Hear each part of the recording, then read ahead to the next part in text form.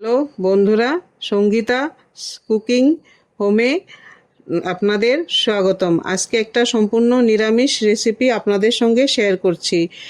এই বাঁধাকপি আমি কেটে নিলাম, আলু বাঁধাকপি কেটে, কাঁচা লঙ্কা টমেটো কেটে নিলাম। এখন কড়াইটা গ্যাসে বসিয়ে দিলাম। কড়াইটা বসিয়ে অল্প জল দিয়ে দেব। জলটা যখন গরম হবে আমি আলু দিয়ে দেব। আলুটা অল্প দেওয়ার পরে, অল্প গরম হওয়ার পরে আমি উঠিয়ে নেব। আলুটা উঠিয়ে নেওয়ার পরে বাঁধাকপিটা ভাপ দিয়ে নেব। বাঁধাকপিটা অল্প দেওয়ার পরে ঢেকে দিলাম। ঢেকে দিলাম। এখন আমি বাঁধাকপিটা উঠিয়ে নিলাম। এখন কড়াইতে আমি বসিয়ে দিলাম কড়াইটা।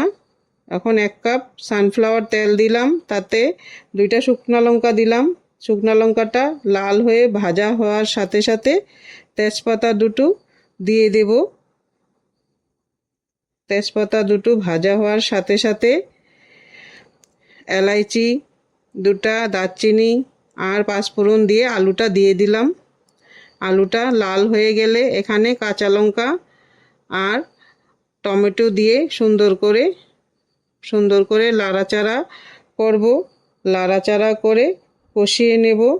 এখন লাড়াচাড়া করতে করতে যখন সুন্দর হয়ে যাবে, এখানে হলদি দিলাম, লবণ দিলাম, স্বাদের জন্য অল্প চিনি দিলাম। এখন এই মশলাটুক দিয়ে আমি লাড়াচাড়া করে নেব। এখন নাড়াচাড়া করতে করতে যখন সুন্দর হয়ে যাবে, তখন আমি বাঁধাকপিটা এখানে দিয়ে দিলাম।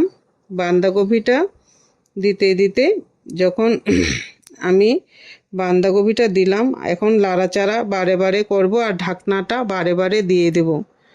এখন বাঁধাকপিটা আবার নাড়ব, আবার ঢাকনাটা দিয়ে দেব। এখন আমি জিরা, ধইনা আর গরম মশলা বাটা দিয়ে আবার ঢেকে দেব। এখন সুন্দর হয়ে গেলে, কষানো হয়ে গেলে আমার আবার ঢেকে দিলাম। এখন দেখো সুন্দর হয়ে গেল, আমার রান্নাটা কত সুন্দর হয়েছে। এখন তোমরা একবার এই বাঁধাকপিটা খেয়ে দেখবে। সামনে থাকা বেল আইকনটি click, subscribe, like, share, comment করবে।